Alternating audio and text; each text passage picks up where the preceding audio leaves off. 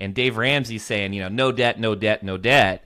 Yes. So on his side of the camp, he would probably choose to pay off the student loan, pay off your car, pay off your house before investing. Mm-hmm. And then you got Kiyosaki, who's like, go nuts on the debt. You don't pay taxes on debt. Get into real estate. Yeah. Yeah. And then you got big Warren Buffett. He's like, you don't need a financial planner. Just invest in a VOO S&P index fund. Right. So where do you stand? Who do you trust? Because oh boy, Dave Ramsey's the #1 podcast on Apple. Yeah. There's these very polarizing figures. So diving right in, where do you go from there? Like where do you stand? Well, I think that the concept of getting rid of debt is very appealing because debt is emotional. If you can separate the emotion from it, having debt is not a terrible thing. It's not killing you. It feels like it's killing you. It feels like a burden. So I understand that. But there's debt that's good. Now this might be changing. Because we've been in a very low interest rate environment. And if you have a 3 or 4% interest rate on your mortgage, don't you dare pay it off early. Don't you dare. Right. You may never see that 3 or 4% interest rate ever again, or it's going to be at least a very, very long time.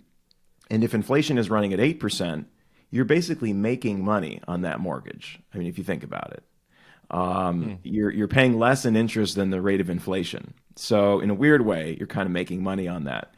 For me, a lot of it comes down to the interest rate. What's the rate that I can earn on my investments versus what's the rate that I'm paying in interest on my debt?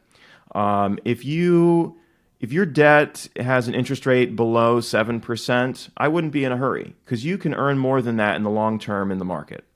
The S&P's long-term rate of return is going to be somewhere between 8 and 10% historically. Now, of course, we don't know. There could be an asteroid that hits Earth or something. It could change. But going back 200 years, through World War I and World War II and the Cold War and the Great Depression and everything else, long term you've averaged 8 to 10%. So that's a very interesting thing to look at. The world has been through some crazy things, and we've still been able to make money, and the world has continued on. So you got to have some faith in the investment world. And then so it's somewhere. I would say it's somewhere in between those two extremes. Look at the interest rate and think positively about debt.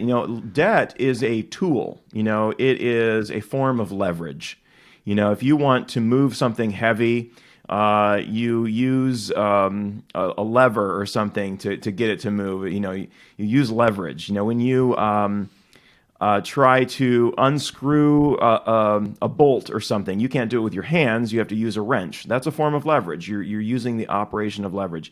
And wealthy people think about debt as leverage. So if you think about it in that way, it's a way to catapult you into a more wealthy space in a way that you couldn't. Think about law school. If you had to put away all the money, you had to accumulate all the money you needed for law school before you could go to law school, it would never happen. Instead, you took out debt, most likely, to pay for law school, to launch yourself forward, to accelerate your career pathway. And so debt is a way of accelerating our wealth building and getting us to the next level a little bit faster. I love that. Was a perfect explanation. I think of leverage in many ways, and there's financial leverage. There's leverage from distribution. Even this podcast is leverage. Comparing it, to a keynote presentation every week from your office versus going and getting on stage at an event, where in many cases you have to pay for those. So that's a whole different story.